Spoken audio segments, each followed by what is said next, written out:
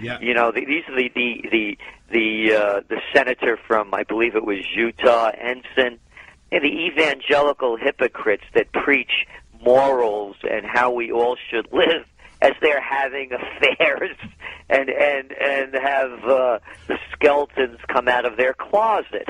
So it's campaign rhetoric and political hypocrisy that brought about so many of these laws. And at the same time, they give the biggest criminals and crooks a free ride, as we've seen what's happened on Wall Street and how they've raped the American public and the world, for that matter, of their riches by coming up with these financial schemes that have robbed people of their future. Well, they'll arrest the person that's robbed the 7-Eleven 3 times. 3 strikes, you're out, and you're in jail for the rest of your life. So it's this Anglo-Saxon hypocrisy that keeps popping up over and over again. I thought the SEC's contrition over the Madoff scandal was sort of like, oh, I'm sorry, the dog ate my homework. Did it cut it for you? Oh, of course. You know, it's just, as I said, you know, by the way, I began my career in politics. Out of graduate school, I was running the mayoral campaign in Yonkers, New York, and worked in Westchester politics, taught political campaigning at St. John's University, and was an assistant to the Secretary of the New York State Senate. And that was the worst job I ever had. I'd be talking to my pal in the back of the Senate chambers. The senator would walk in, and my friend, like a little puppy dog, would follow the senator and pull out his chair to help him sit down. And I saw right firsthand, of course, you know, that the way you get to the top on politics is to grovel your way up, suck your way up to the top. And I also worked as a government affairs specialist in Washington throughout the 70s. So I saw what it looks like, and it's a disgusting spectacle. And how anyone could absolutely believe a politician is beyond me. I can't believe that people haven't grown up yet and call these lame people their leaders. Town hall meetings are springing up across America as we speak, and they're giving polls from both sides of the House. Holy hell. Anger seems to be rising. Are we going to see more of this, Gerald? We're seeing the beginning of the Second American Revolution, and it's a trend we had forecast. The tax protests is back as far as 2007 when Bush was president. It has nothing to do with right-wing nuts or conservative fringe elements. As a Bronx boy, my saying is when people lose everything and they have nothing left to lose, they lose it. And people are losing it. They're losing their homes. They're losing their jobs. They're losing their futures. Kids are graduating college with these worthless degrees that can't get jobs, and they're deep in debt. And at the same time, they're watching the rip-offs, the Madoffs, the schemes and the scandals going on in Wall Street that the American people are bailing out, and their property taxes are going up, their sales taxes are going up. 30 states have raised taxes. So this is the beginning. The first shot was fired on April 15th with the tax protests and tea parties. The second shot was fired on the 4th of July, again, with taxation without representation movements throughout the country. And the third shot was fired in the protest against the so-called health care reform. So this is just the beginning. The Second American Revolution has begun. The subprime real estate market has been debated over and over again. It added really gasoline to the fire, we found out. What do you see in the cards for housing? There's still a lot of pain to come in your country, Gerald?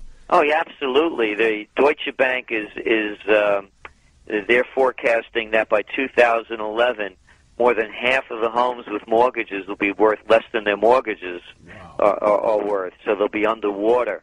We're going to start seeing readjustments, adjustable rate mortgages being readjusted, and we're going to see a commercial real estate collapse. That's the next one to happen. They talk about the subprime problem. They love to blame it on the little people. How about all these leveraged buyouts, all these firms that acquired other firms with virtually no money down and cheap credit? That's where we're going to see the big collapse. The commercial real estate sector is being still held together by the Federal Reserve. They have a program called TALF, T-A-L-F. I love these acronyms. Yeah. Termed Asset Backed Loan Facility.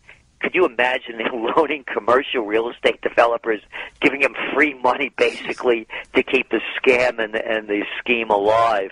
So that's going to be the next crash. And when that crashes, there's going to be no bottom. Current events form future trends. Gold is now over $1,000 an ounce. The dollar is at the yearly low against the euro. The whole world is going to be bailing out against bucks. You can't keep printing phantom money out of thin air, based by nothing and backed by nothing, without destroying the economy.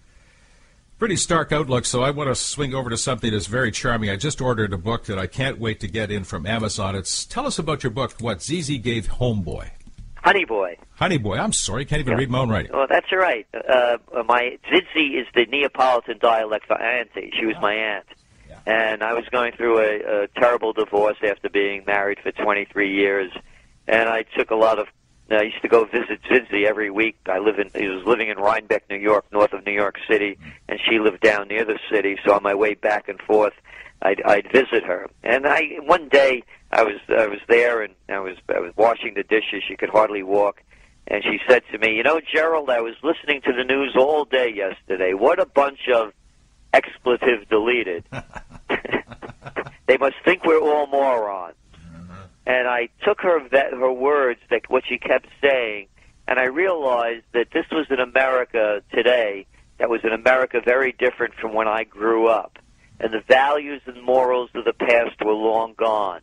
And this is a book about what America was and what it could again become through the eyes of my Aunt Zidzi. And it's my favorite work, actually, of all the writing that I've ever done and continue to do.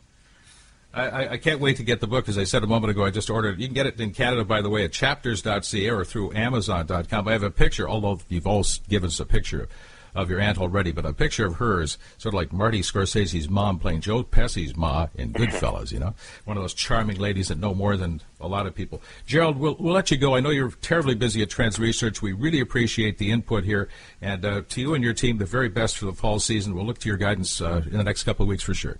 Oh, we'll be coming out with a new Trends Journal very shortly. And by the way, you could also order what Zizzy gave Honey Boy through our website, trendsresearch.com. And by the way, people, I can't believe that Mr. Celente and team are doing the subscription for Trends Journal for $99. I think it's way too low, Gerald, but I think it's very reasonable. Thanks very much. Well, one more thing. If people can't afford it, we know people are going through difficulty, for them to let us know, and we'll try to do anything we can to make it available to them. Thank you, Gerald. Thank you. Comments made on goldradio.fm are an expression of opinion only and should not be construed in any manner whatsoever as recommendations to buy or sell any financial instrument at any time. Available online at www.goldradio.fm. goldradio.fm is a production of House Street Media, Incorporated.